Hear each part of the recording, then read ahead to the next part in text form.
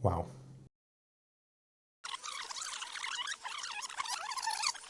This is Guayusa, straight from Napo province, Ecuador, known for its rich cultural background, health benefits, extremely smooth caffeine effect, and having a way more beginner-friendly taste than its southern cousin, yerbamate, which I'm a big fan of. And up until now, I didn't have the opportunity to try it. I'm super curious if this thing is actually as good as it is said to be. So, let's get right into it.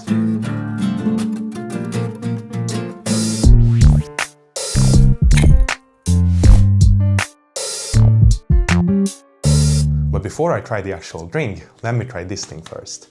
This is an Ecuadorian chocolate with Guayusa leaves in it. And since Ecuador is one of the biggest chocolate capitals of the world, with many different zones of premium artisan chocolate, I have high expectations for this. And I also hope to get a glimpse of the Guayusa taste in it. So, let's see.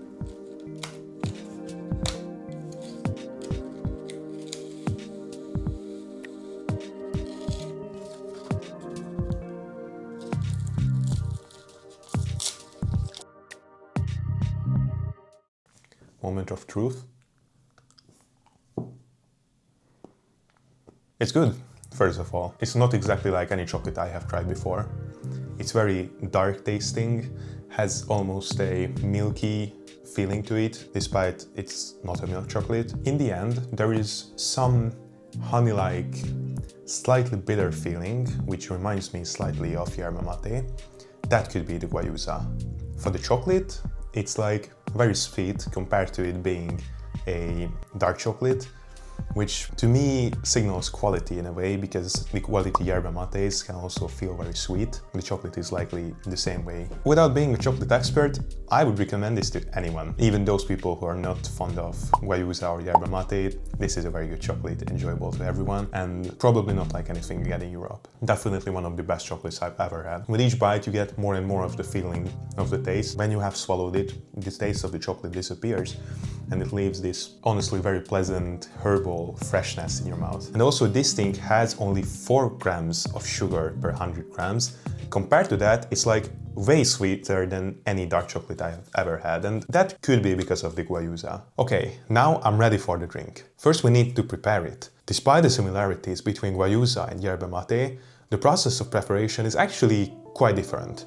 For example, Guayusa leaves are not traditionally chopped up, but they are used whole, and also no thermos or bombilla is involved in the process. But enough talking, let's prepare the drink.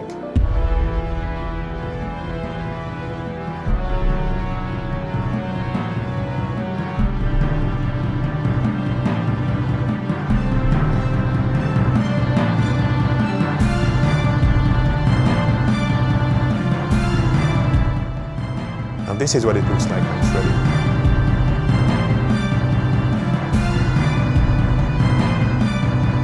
And after pouring it into a jug, it's finally ready to drink.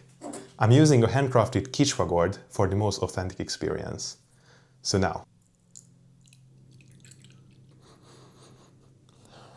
I feel the smell of the gourd. Let's give it a taste. Wow. Wow. First thing coming into my mind is honey. It's like a little bit of chamomile tea with honey. It's very sweet. My opinion is likely a little bit distorted here because I've been drinking yerba mate for quite a while and my taste has adapted more to these bitter antioxidants, but this thing is damn sweet and it's amazing. It leaves this very pleasant herbal taste in the mouth, just what I felt with the chocolate. This thing is so smooth and pleasant.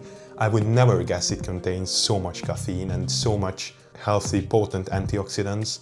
This is like one of the most pleasant drinks I have ever had. I like about yerba mate the harshness and smokiness, but this thing is smooth. That is the best word to describe it. It's smooth as honey.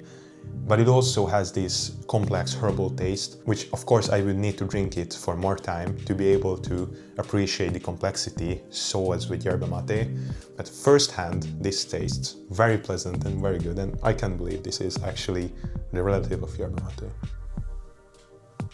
A very slight dry smokiness for the last drop in it, but that likely comes from the gourd that was dried by smoking. First impressions, Guayusa tastes amazing. What also came to my mind is the feeling when I first tasted yerba mate. I remember that very well. It also had this very new flower-like feeling to it. It's very similar to that. So what I might be feeling right now is the first taste of a very complex chemical experience in this drink.